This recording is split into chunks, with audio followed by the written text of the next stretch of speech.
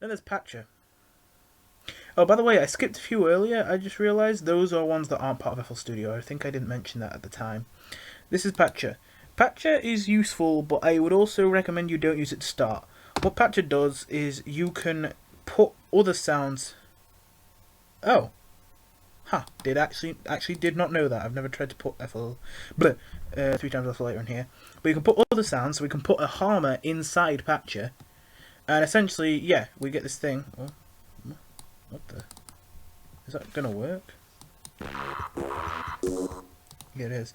Usually this is yellow and not blue, and it looks like there's a yellow thing to connect to this, but... Huh. I don't know what's up with that. So yeah, we have a from FL Studio, so... And then we have this line that goes into the harmor, and then we have to FL Studio. So basically, if nothing's connected to this, no sound comes out. But if we connect something to this, a sound comes out. We have a harmor in here, and now when I press a note, it's sending a signal from FL Studio to that harmor to press that note. I could also put, I don't know, a Fruity DX10 in here. Oh, apparently it's not supported in Patcher. I've never had that come up before. I guess it's only the good synths that are allowed in Patcher. As you can hear, there's now a citrus and a harmor playing at the same time. And what we can also do is we can put effects in here as well. And we can even say that the effects only go on one and not the other, or go on both. Or one of them gets the effects, but we send one to the effects and one to the FL Studio, so now there's technically kind of a copy of the citrus, one going to the effects and one that isn't. And then we can put like a bandpass in here, and...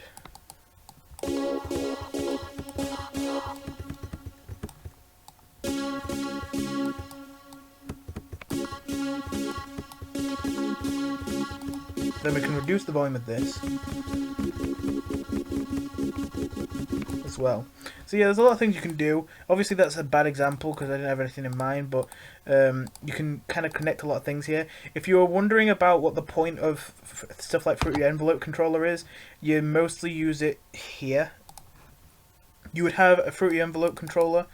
You would first of all have to remember to turn this on so that it actually gives an output. And you would then give it like lots of, oh, when you move this X thing, this happens, and you could connect multiple things to like the envelope controller, so that turning this X knob on here turns like 50 knobs on different synthesizers inside the Patcher. So that's the main purpose of stuff like Fruity Envelope Controller and Keyboard Controller and all that, is to use in Patcher. That's more advanced stuff. And to be honest, I don't. But Patcher is one of those things that I'd say that I'm not one of those people who uses Patcher all the time. I definitely think it's worth it sometimes, but it's not something I use all the time. Faceplant is another third-party one. Plucked. This is just a very simple pluck. It's not very customizable, but I mean it sounds decent.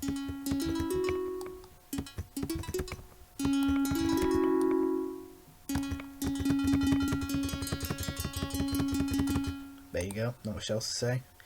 I won't recommend it, but I mean, if you really need a pluck sound and you're bored, then you're lazy and you don't want to do it, there you go.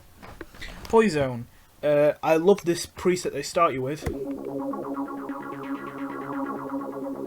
But from what I can tell, this is just another subtractive synthesizer with filters and not much else going for it. I must admit, I can't be sure for this one because the help page for Poison is down. Basically, I can't look at the manual for this one. I think I had read the manual in the past, but it was so long ago I don't remember it very well. So yeah, I basically would recommend not using this one. Not much else. It's not terrible or anything, it's just there are synths that do more, so I wouldn't pick it. Rewired, this again is something you should never really need to use. Apparently Rewire is just a brand or like a company that makes devices and stuff like that, audio devices, and this helps them be competitive with FL Studio. You basically shouldn't need that. Sakura. This is a bit of an interesting one because it's one that I've almost always like kind of steered away from, but I didn't understand how it worked until now, and I must admit I am a little bit more intrigued now. It has some very nice presets. Oh.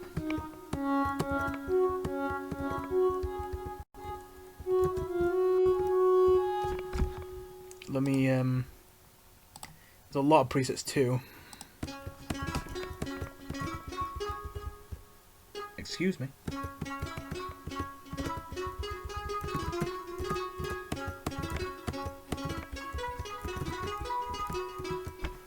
So yeah,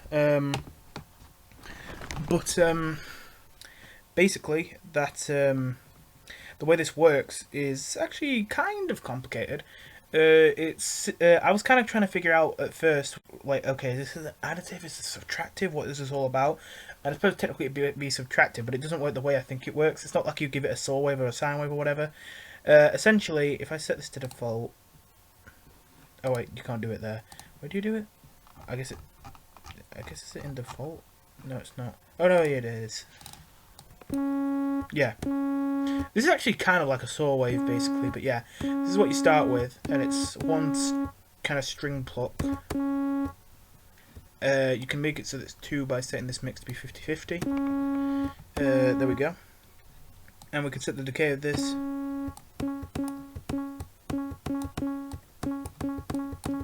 And we can have dampening, which will mean that the higher frequencies fade out before the lower frequencies.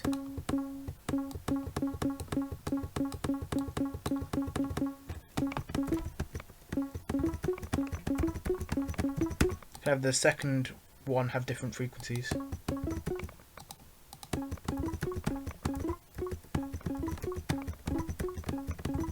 Let me turn up the volume. And this over here kind of adds some. Basically, it's supposed to simulate the strings kind of moving when they're first plucked, and if you have a noise kind of one, it's not really very noticeable because of it. I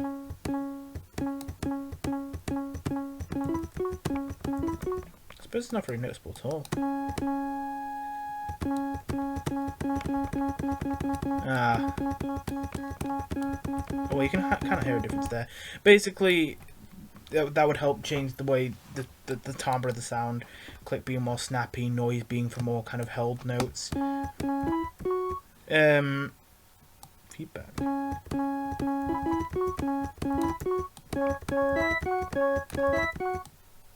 How did I literally miss this? This is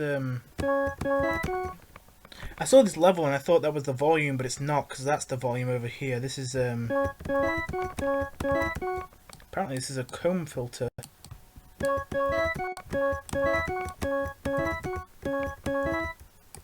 Okay, well, that caught me off guard. Yeah, so then you have ADSR over here, attack, decay, sustain, release. And over here you can have some filtering. And you can have the high cut filter fade in. High cut basically is a low pass.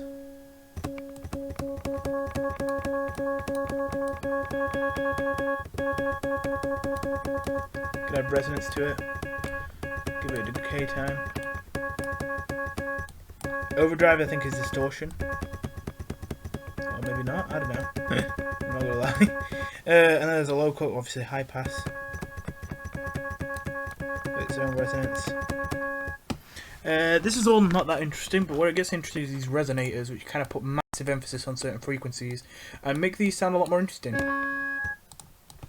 And if I add lots of these in different places, it will kind of create a very atmospheric, kind of hummy kind of sound.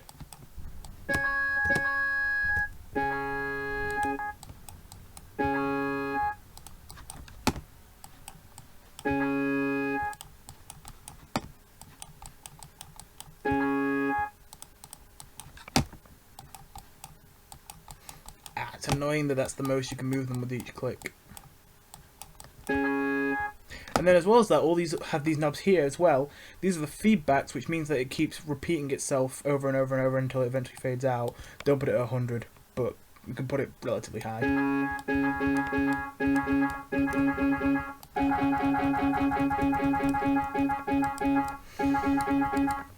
And then it kind of puts massive emphasis on these frequencies, and it makes it sound a lot more interesting.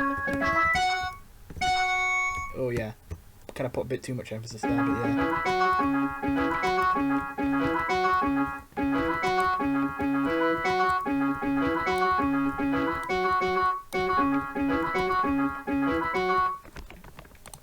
There are some really good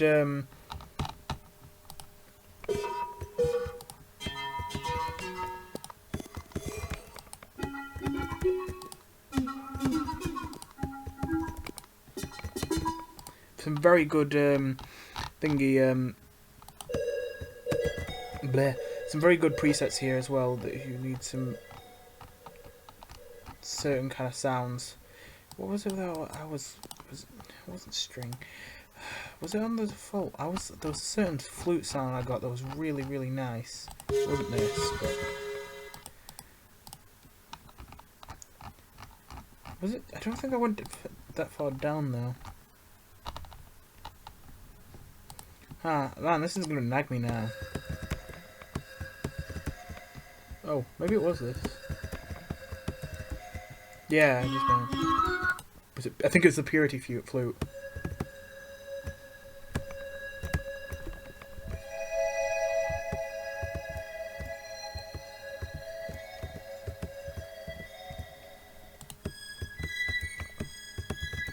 Well, either way, these flutes are pretty good.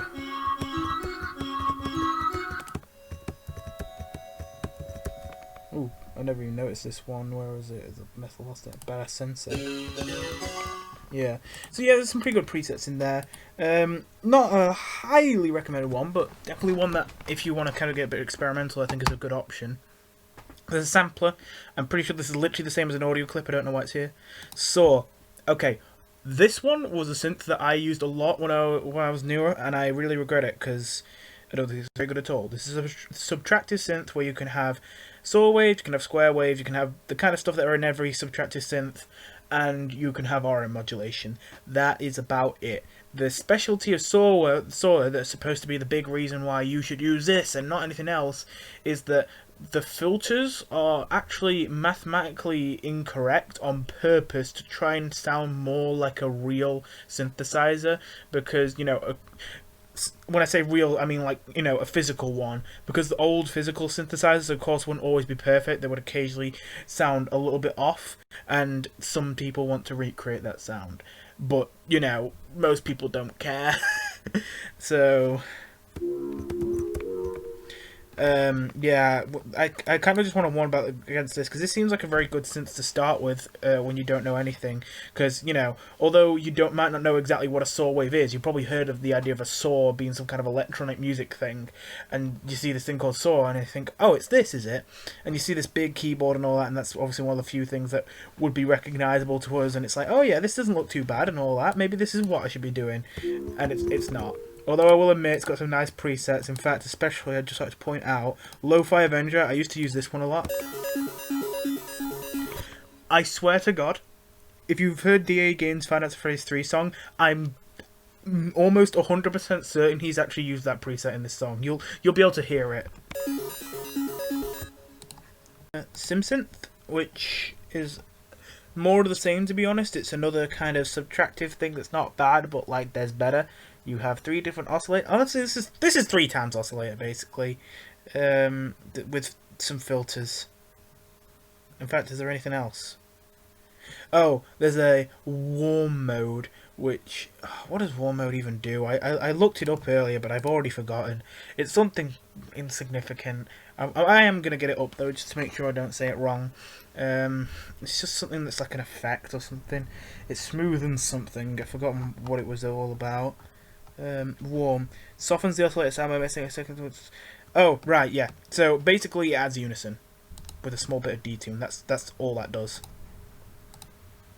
Can we select that? Can we go back onto FL Studio? There we go.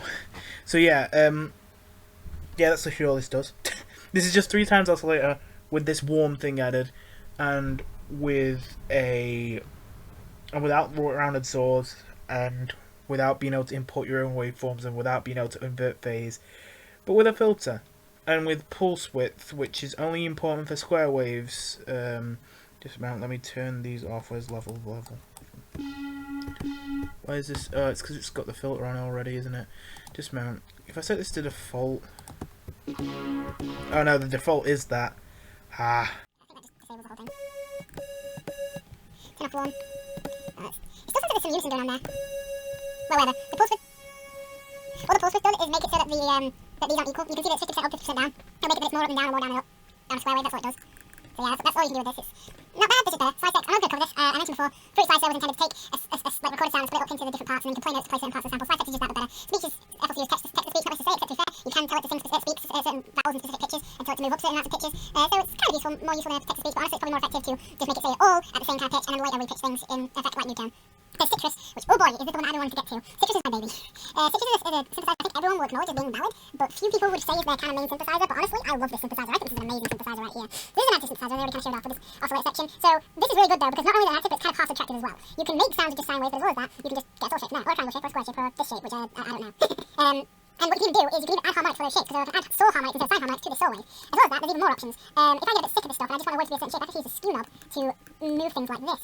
And you can basically draw whatever you want on here. This is the closest you can basically get with a synth, so basically just being given a pen and drawing your wave.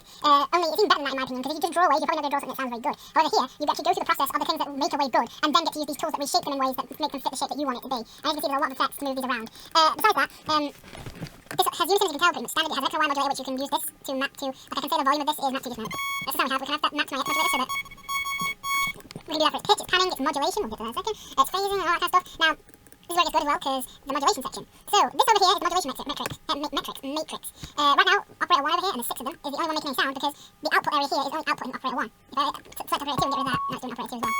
So anyway, what we can do now is we can tell, hey, operator 2, if I modulate operator 1 by going 1, there's 2, okay, 2 modulates 1. If I did this one, then it would be 1 modulating 2. So yeah, and that sounds like that. Can make it much lower pitch to make it sound better.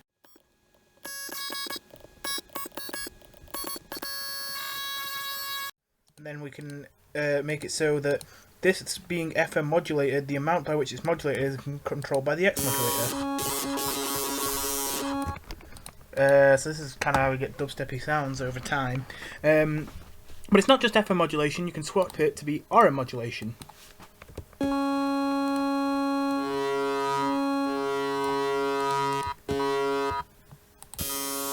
Or you can make it do what I love to make it do, which is to RM modulate an FM modulator. So we have this being the FM modulator, but it's a bit aggressive. So how about we reduce its volume by having an RM modulator, which kind of has some downward attention.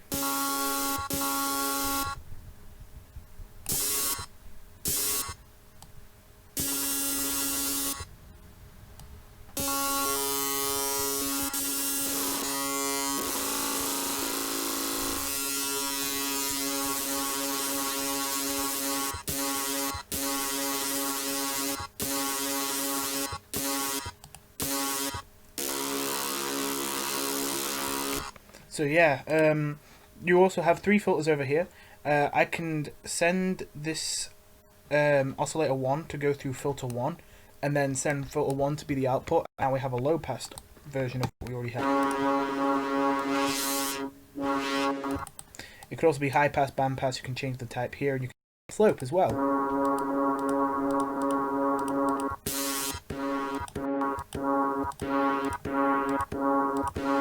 So that changes how sharply the thing reduces in volume once it hits the cutoff point.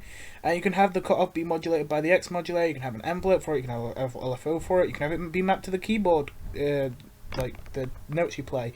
Same for the resonance, it has inbuilt effects if you want that kind of thing. It's got chorus, distortion, wave shaping, delay, reverb, it's got a lot. It's got 3 different filters, it's got 6 different operators. Really, this is all you need. Like it might not seem like that much for a synth that I'm calling the best, and to be fair, there are other things that do this kind of stuff, but not everything that Citrus does. I think the big thing here is just the fact that you create these shapes logically with sine waves, but then those shapes are usually a bit boring, but then you get to add this kind of spice to it with all these options to reshape things. The skew thing here is so much more useful than I ever imagined it would be. The tension is also very useful, and sine shaping is rarely useful because usually it's a bit too, it changes the sound a bit too much, but every now and then when you have a sound which just doesn't sound right, it just sounds a bit too dull, sometimes the sine shaper can come in clutch and really make it interesting. And then combine that with the FM and RM modulation, you can make a lot of sounds with this, and you can make them in a way where you can very much control what you're going to make and know what's going to happen with experience. I feel like this is a very skill rewarding synth, and one that the more time you put into it, the more you'll be able to just think of a sound and make it, which is amazing. Now, there are technically synths more powerful than this, but I find that those synths often have their own failings. Harmor is one that most people I think would consider better than this, but Harmor does not have FM or RM, and I think FM or RM are very important. As well as that, I've already talked about how I think the way Harmer tries to make you make things out of sine harmonics actually doesn't work very well. And so, because of that, unless you're going to literally sit there and manually place harmonics in that grid system, which is horrible, you're going to most likely just stick to saw waves, square waves, and sine waves. Whereas here, you can create multiple different kinds of waves. To be fair, here you can't alter each individual sine harmonic. Once you put in the sine harmonics, they make it into this wave, and then that's the wave it always is. You can't extract the individual sine harmonics and change each individual sine harmonics once you've already put them in here. So that is one of the reasons why Harmer is better. But I think overall, having to change into all the individual harmonics is kind of a niche thing anyway, and something that I think it's much more important that Citrus has this ability to do RM and FM. I think it's extremely important to be able to do RM and FM because they allow you to create so many different sounds, and Harmer can't really do it. It can theoretically do it in a weird roundabout way using Prism, but it's just kind of not worth it overall. I would say, and it doesn't really do it to the same quality. Speaking of quality, I feel like that's another thing. I don't usually like to bring this up because I can't prove this because I would have to go into the actual code of the plugin itself to prove it. But something about this plugin, I feel like the way it does FM just sounds better. I think Serum is probably the synth that gets closest to it, but I can't think of another synth that does FM and just has it sound as good as it does in Citrus. So yeah, and I understand that's not the best explanation. Same for RM as well, but yeah. So yeah, I think Citrus is absolutely amazing, and I would highly recommend you use it. Then there's Toxic Biohazard. Toxic Biohazard is a bit of a shame. It's not a bad synth, but it's just Citrus but worse. Like, actually, it is just Citrus but worse. Oh, it's got some interesting presets. I think I can write as it options, reset program. There we go. So this thing is just like the modulation matrix on Citrus, only it only does FM. It doesn't do RM. Wait, isn't that do it? Shouldn't that do it? Oh, sorry. This is 4. I forget. This does it in a... Okay, this should be 2, this should be 3, this should... No, it goes 1, 2, 3, 4, 5, 6... Okay, right, just a sec. There we go. So, it was because I was trying to use a disabled thing as a modulator. There we go. So this just does a FM modulation, and it's a subtractive synthesizer instead of an additive one. Well, technically I think Citrus is subtractive, but it uses additive synthesis to make the sounds that it then acts... It's both, basically.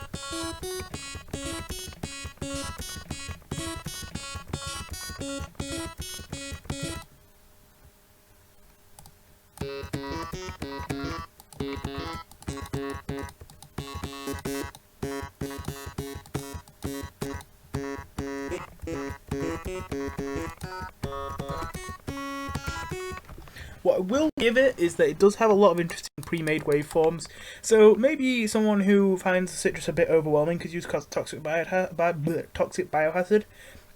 But even then, I feel like Toxic Biohazard looks complicated enough that someone who would struggle with Citrus would probably not feel much better with Toxic Biohazard. So yeah, it's just kind of a, why would you use this? The only thing I can think is apparently, according to the manual, I don't know if it really does anything, but apparently it's got some more warm filters and stuff like that, you know, kind of small differences in the way that it fundamentally does the things it says it does, but overall it's not going to sound too different. Then there's transistor bass. Oh man, this is a shame because this sounds really good, but it's all basically just pre-made sounds that change depending on what note you play.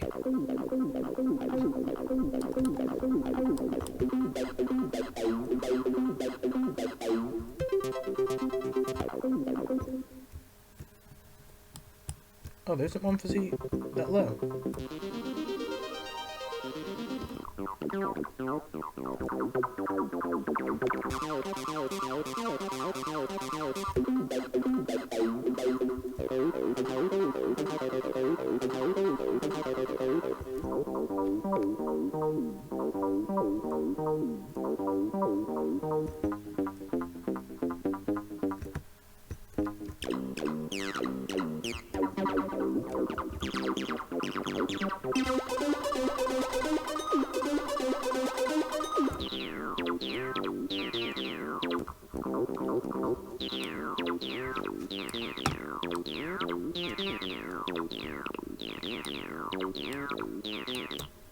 There's a lot of good pre-made sounds, but it's overall just a bit of a weak synth again. And then there's just these left. All these VFX things, I do not know why they're generators, but they're just things that... I think they're more like the envelope controllers again. They're stuff made for Patcher and stuff like that. Honestly, it's weird, because when you click this, it doesn't even open it there, like here. It opens it inside it will open a patcher on the master channel and put it inside that patcher. So yeah, this is a synthesizer that I put here. It's text to speech, an old text to speech, and WaveTraveller, which this is the last one. And it's basically supposed to be kind of like a thing where you're putting a sample and you can kind of do a kind of disc scratch kind of effect, you know, like that psh, psh kind of thing. You can modulate the time of it. However, it doesn't work? Question mark? I have spent way too long trying to make this synth work, and I do not understand why it's not working, so I give up. I do not know why it's not working. I don't know how I can get it to work. I've read the manual and it's not helped me at all. I would just use Gross Beat anyway, because Gross Beat can do more, even though it's an effect and not a plugin, but like that makes it even easier, because I can, instead of having to put a sample in, I can put any sound in. It's much simpler. So yeah, that is everything. Wow, I knew this would be long, but I didn't think it would be this long. Maybe I will end up just going into Movie Maker and cutting this up. Maybe I will cut up some of the more boring bits. But oh man, I have to wait ages on Movie Maker, because yeah, I lied a little bit earlier when I said I couldn't use any video editors. I can use Movie Maker, but you know, Movie Maker's Movie Maker. Any other kind of free editing software I got was decent, but it would take ridiculously long to load up, and it would crash within a few minutes of me trying to use it. So yeah, that's just because my laptop's that bad. But I might end up having to cut this up anyway, because I do not want this video to be a 3-hour long video, and it looks like it might be. And to start with, I was actually thinking of doing all the effects plugins in the same video too. Yeah, glad I called that off. Well, anyway, hope you enjoyed this video. When this gets uploaded, I'll be starting to do regular uploads in preparation for my EP coming out, because obviously that will help try and boost the views when that comes out. So yeah, by the time I'm releasing the last part of the all the effects video, maybe the EP might be coming out the next day. Maybe. I'm not going to tell you. Anyway, I'll see you then though. Goodbye.